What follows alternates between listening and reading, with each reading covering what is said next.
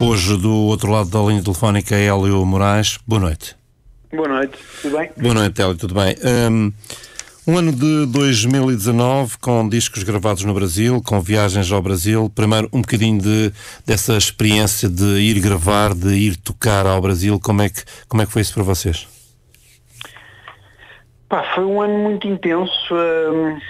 Nós fomos 3 vezes ao Brasil no ano passado. A primeira das vezes fomos lá em maio, precisamente gravar o LXSP, num projeto conjunto com a Red Bull, lá na Red Bull Station, da Red Bull Portugal, sendo gravado na Red Bull Station lá em São Paulo.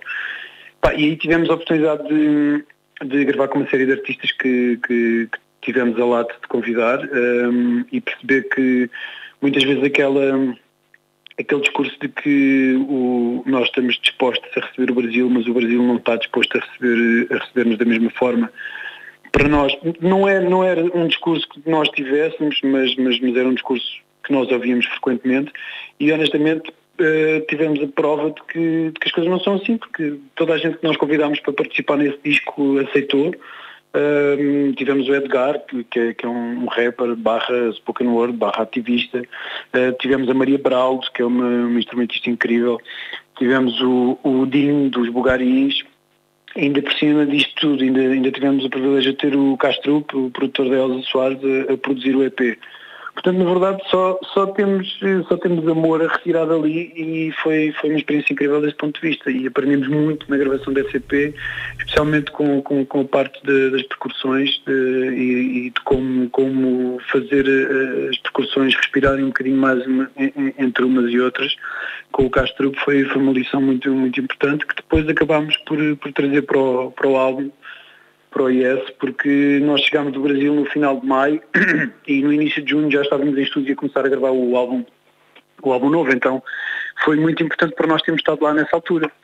Depois voltámos em agosto ainda, fomos tocar a Bananada também, o Dinho acabou por cantar connosco, a música que gravou no EP, e mais recentemente estivemos lá na Cine São Paulo e fizemos mais uns espetáculos também lá à volta de São Paulo, e foi impressionante porque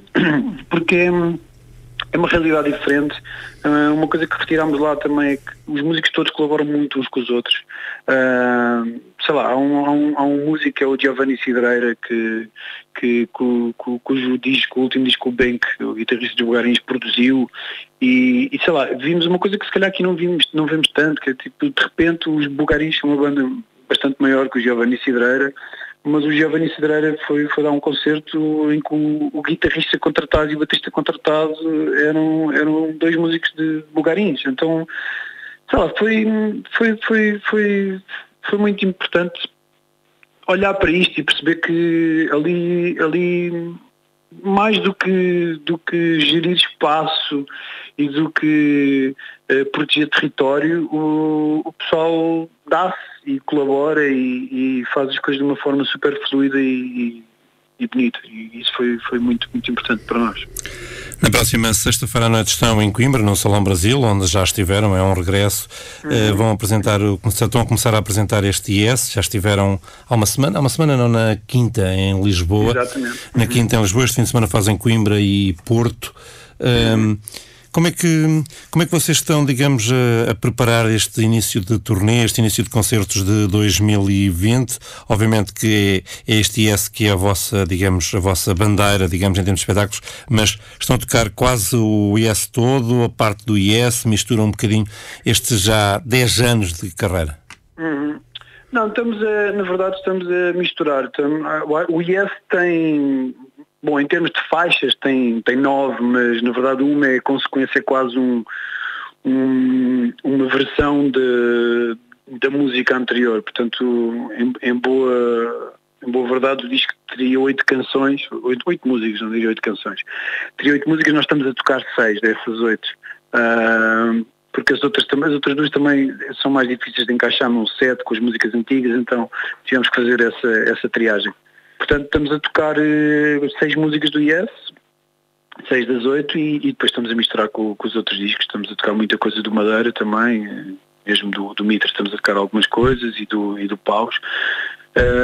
Do Clarão também estamos a tocar. Acho que na verdade estamos a tocar músicas dos discos todos. Sim, agora pensando bem, não há nenhum disco que não tenha músicas no set. Já agora vocês, como dizia há pouco, levam 10 anos de carreira, passaram, digamos, bem no início também aqui por Coimbra e curiosamente, digamos, connosco no Festival Santos da Casa. Como é que tu olhas para estes 10 anos de paus, aquilo que vocês pensavam quando começaram a fazer, digamos, os primeiros ensaios, os primeiros se juntaram pelas primeiras vezes, e como é que tu vês este projeto 10 anos depois?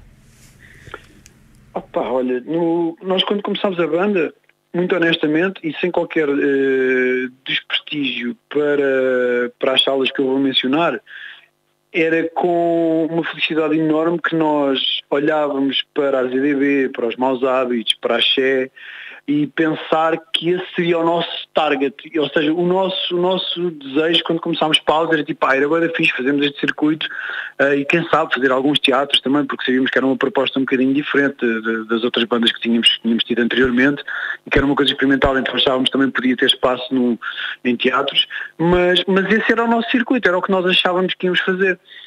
Só que depois a coisa saiu-nos um bocado das mãos e com...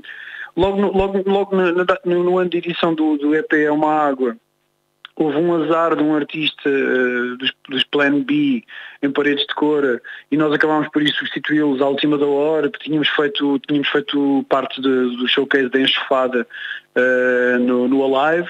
Ou seja, de repente tínhamos um EP só, nem sequer tínhamos tempo suficiente para gravar, para fazer um set de 40 minutos num festival e acabámos por ter que esticar muitas músicas e fazer mais uma música à pressa para conseguir tocar nestes festivais e começou logo a sair das nossas mãos aí, mas pronto, por tocar em festivais grandes por si só não define que uma carreira vai ser maior ou menor ou mais duradoura ou menos. Mas logo a seguir, quando lançámos o primeiro single do Pause, em 2011, aquilo que ressoou muito, o Deixa-me Ser, e então, sei lá, ainda hoje eu acho que o Deixa-me Ser tem mais views em YouTube do que todas as outras músicas juntas.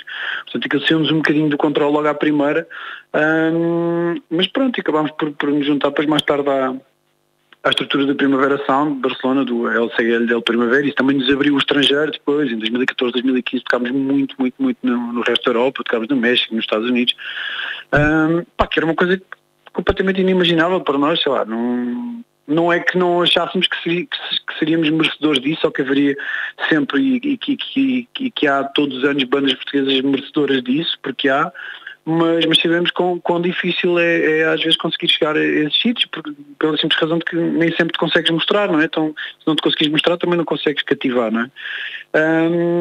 Mas as coisas correram-nos de uma forma bastante surpreendente e acabámos por conseguir chegar aos ouvidos das pessoas e a verdade é que sempre que isso foi acontecendo fomos conseguindo aumentar o auditório e puxar pessoas para o nosso lado e temos viajado muito com esta banda, que é uma coisa que nos agrada bastante. Com esse aumentar do auditório que falas e com os festivais e tudo mais, como é que é hoje, digamos, já com estes 10 anos, já com esta tarimba, já com toda esta história, podemos dizer, do projeto, voltar a tocar em pequenos clubes, ou seja, em que há menos gente, mas também há gente muito mais próxima, muito mais em cima da banda?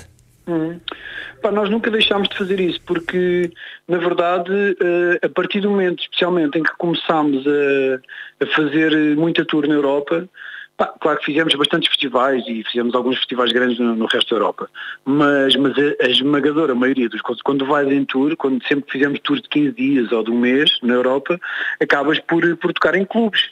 E por isso estamos super habituados a tocar em clubes, especialmente desde que nos juntámos ao Primavera Sound em 2013. E por isso sempre fez parte do nosso dia-a-dia. Aliás, se pensarmos bem, mesmo em todas as bandas que vão fazer um palco secundário do Nós Alive, ou vão fazer um palco principal mesmo do Paredes de Cora, todas essas bandas, quando não estão em época de festivais, fazem tours de clubes na Europa toda e nos Estados Unidos. Portanto, é uma coisa muito comum. Cá, infelizmente, durante muitos anos não havia um circuito de clubes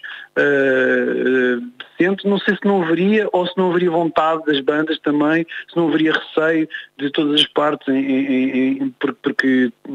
por não ter público suficiente para justificar fazer uma tour dessas ou não. A verdade é que nos últimos 2, 3 anos a coisa tem-se dado mais vezes e felizmente já olhamos para o mapa dos clubes em Portugal, e já vemos bastantes mais tours de clubes. Mas é uma coisa que sempre fez parte do nosso universo. Então, de repente, quando chegamos a 2020 e percebemos que nos últimos 3 anos fizemos tours de clubes e tours de clubes que nos agradaram bastante e que é possível fazê-las e que saímos de lá contentes e podemos estar com as pessoas também de uma outra forma, ficamos muito contentes com isso. E é uma coisa que nos tem agradado bastante e acho que é algo que haveremos de fazer sempre. Agora estão, digamos, anunciadas 6 datas, agora para o início do ano.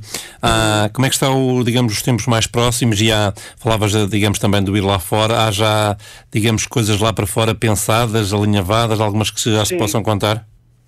Sim, estamos juntamente com a nossa agência francesa a engendrar uma tour em França, que pode pescar o olho também ali à volta, na Bélgica e no Luxemburgo. E depois temos os concertos cá também, vamos entrar em época de festivais, depois a partir de maio, não é? Entre os esquemas das fitas e festivais, etc. Portanto, vamos estar a alternar entre Portugal e essa ideia de tour em França. E depois haveremos de ir ao Brasil também, novamente no final do ano, porque o nosso disco há de ser editado lá também. Portanto, estamos com muitos projetos, os timings ainda não estão todos definidos ao milímetro, mas as coisas estão em carreira presa nesse sentido. Hélio, muito obrigado por este pedacinho. Relembro os nossos ouvintes que há paus sexta-feira à noite em Coimbra, no Salão Brasil. Antes de desligarmos a nossa chamada, queria que fosses tu a escolher um outro tema do vosso disco para eu tocar a seguir. Ok, então pode ser a Luz e a Veneno. Luz e a Veneno, eu ainda não sei os números disto de cor, acho que é o 7. Ok, só.